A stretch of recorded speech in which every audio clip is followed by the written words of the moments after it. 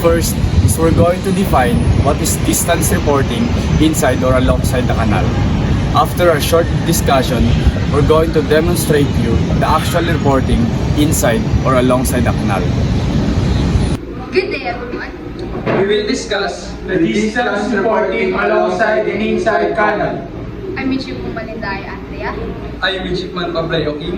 I'm Midshipman Olamides. I'm Midshipman Barredo. I'm Midshipman Arizala Jover. And we are the Group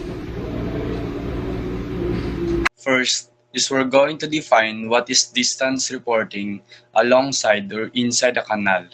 Basically, it refers to the practice of providing regular updates to canal authorities about a vessel's current position in relation to designated distance markers along the canal.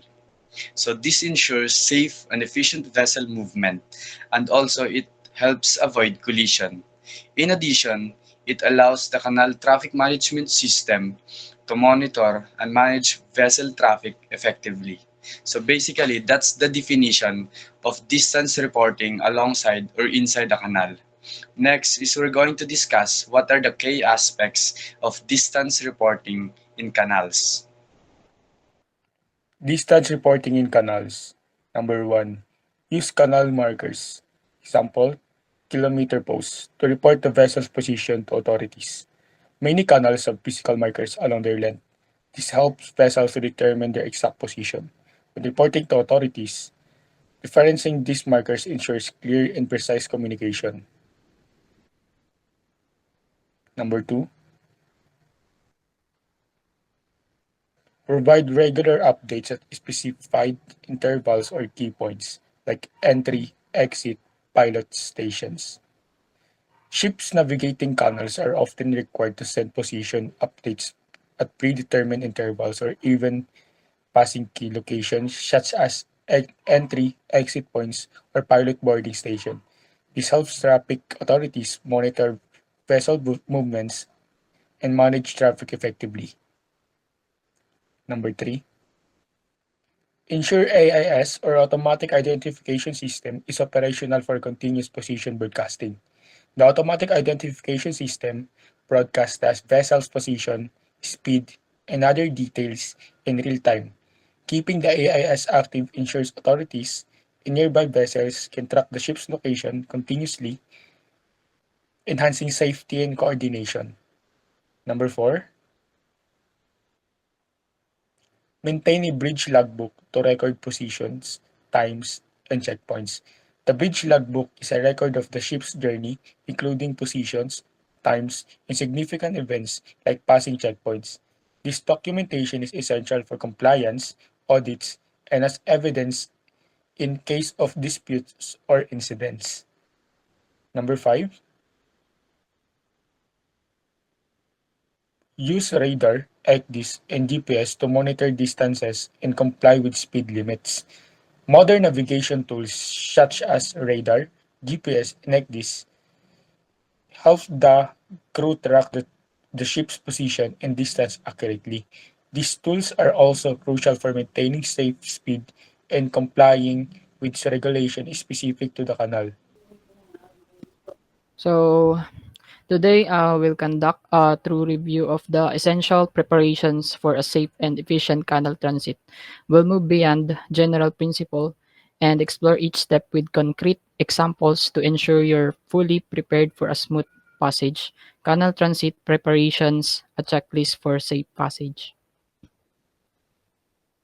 So first is documentation. So we need documentation.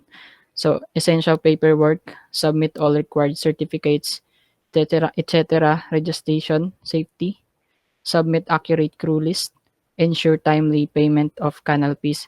So let's start with the crucial aspect of documentation. This isn't just about having the papers. It's about ensuring they're accurate, up to date, and compliant with all regulations. So first is certificates. Imagine you're transiting the Panama Canal. The necessary certificates include the International Ship Security Certificate or ISSC, demonstrating your adherence to security measures. A missing or expired ISSC will halt your transit immediately. Another crucial document is the load line certificate, verifying your vessel's compliance with load limits to prevent overloading and potential instability. Failure to present a valid load line certificate will result in significant delays and potential fines. So next is crew list. Your crew list must precisely match the personnel on board. For example, if your list states 12 crew members but only 11 are present, this discrepancy will trigger a true investigation, delaying your transit. Furthermore, each crew member's certifications must be valid and readily available for inspection. A missing certification for a key crew member could lead to the denial of transit. So next is payment of fees. The Panama Canal Authority's fee structure is complex, depending on vessel type, size, and cargo. Failing to accurately calculate and pay these fees in advance will lead to significant delays and penalties. For instance, an underpayment of just 1% could result in a substantial fine and hold up your transit until the full amount is settled. Next.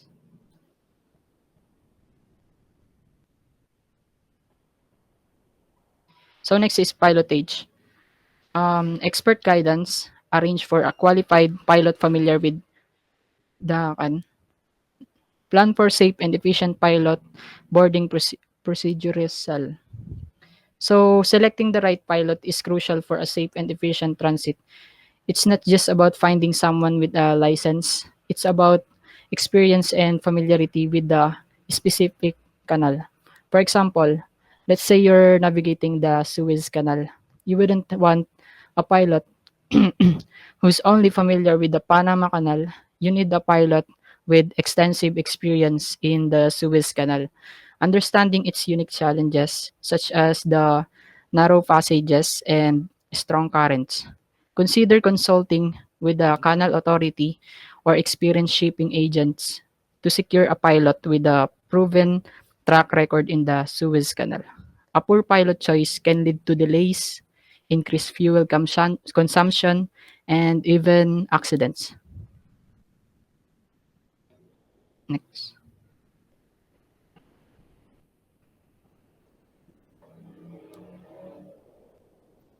So next is vessel condition. Vessel readiness. Adjust ballast and trim for optimal draft. Clean the hull to minimize drag and improve efficiency. Truly test all critical equipment or engines in steering, communication, etc. So ensuring your vessel is in top condition before entering the canal is non-negotiable. So first is ballast. Improper ballasting can lead to instability and difficulties in maneuvering, especially in the narrow sections of the canal. For example, insufficient ballast could cause your vessel to leak excessively, making it difficult to navigate tight turns. Conversely, excessive ballast could increase draft, leading to grounding. Next is hull cleanliness. A fouled hull increased drag, leading to higher fuel consumption and reduced speed. This translates to increased cost and potential delays. Regular hull cleaning is essential for optimal performance and efficiency. So next is equipment and functionality. Imagine an engine failure in the middle of the Panama Canal. This would not only cause significant delays, but also potentially disrupt the entire canal traffic. Regular maintenance and pre-transit checks of all essential equipment are crucial to avoid scenarios. So in conclusion, safe and efficient transit through preparation is crucial for a safe and efficient canal transit.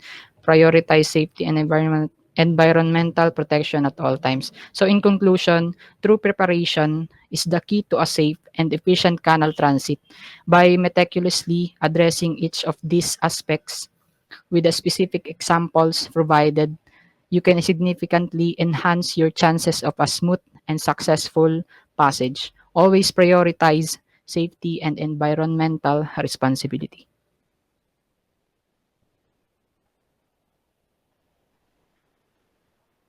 That's all. Thank you.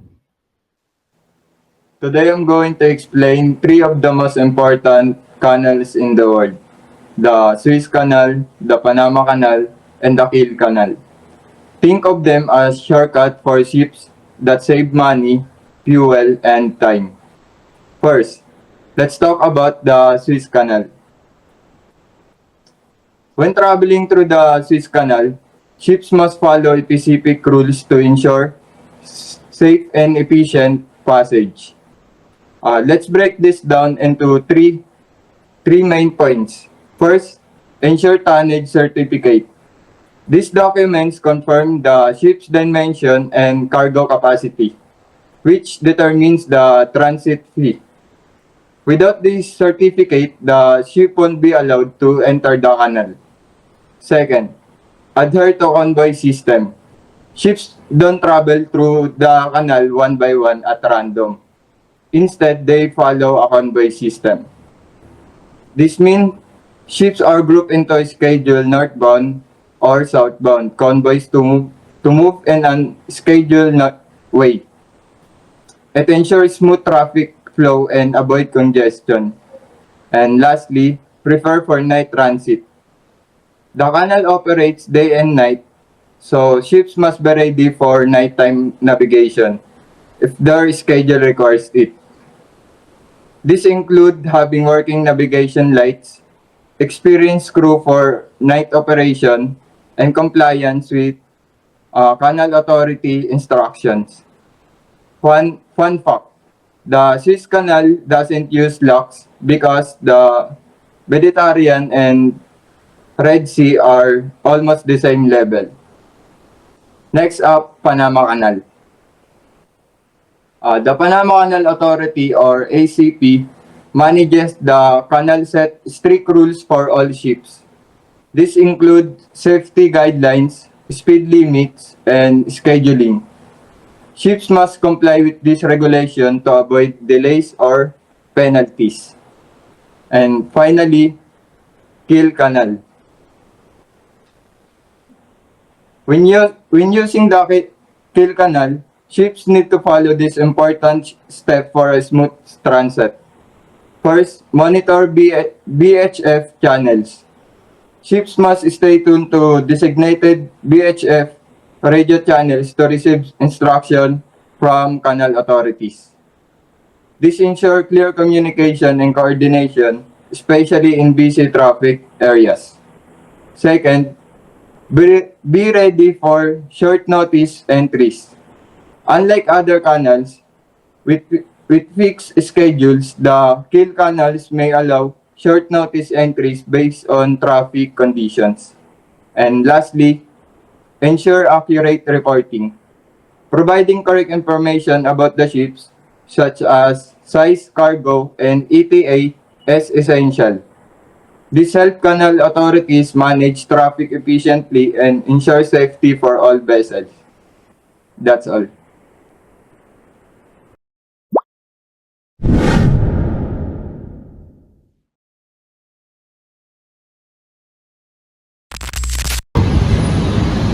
Good day everyone, I'm Midshipman de la Cruz Ivan Antonigov, and today we're going to discuss the distance reporting inside or alongside the canal. Suez Canal Control, this is MV Blue Horizon, requesting clearance to enter the canal at port said. Our current position is latitude 31 degrees 15.5 minutes north, longitude 32 degrees 18.3 minutes east. Over. Motor vessel Blue Horizon, this is Suez Canal Control. You are cleared to enter the canal. Proceed to kilometer 0 and wait for the pilot. Stand by on channel 12 for further instructions. Over. Roger, Suez Canal Control, proceeding to kilometer 0, standing by on channel 12, MV Blue Horizon out. Suez Canal Control, this is MV Blue Horizon, pilot on board and secured at kilometer 0. Request permission to proceed. Over. Motor vessel Blue Horizon, you are cleared to proceed. Maintain a speed of 8 knots. Report passing kilometer 10 and subsequent 10-kilometer intervals. Over. Roger, Suez Canal Control, proceeding at 8 knots, will report every 10 kilometers. MV Horizon out.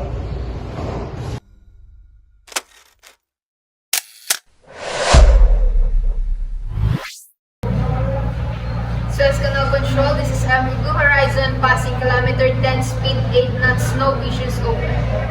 Suez Canal Control, this is MV Blue Horizon, passing kilometer 20, all operations normal, speed 8 knots, over. Acknowledged. MV Blue Horizon, continue reporting at kilometer 30. Over. Suez Canal Control, this is MV Blue Horizon, approaching Bitter Lakes at kilometer 50, reducing speed to 5 knots as instructed, over. Acknowledged.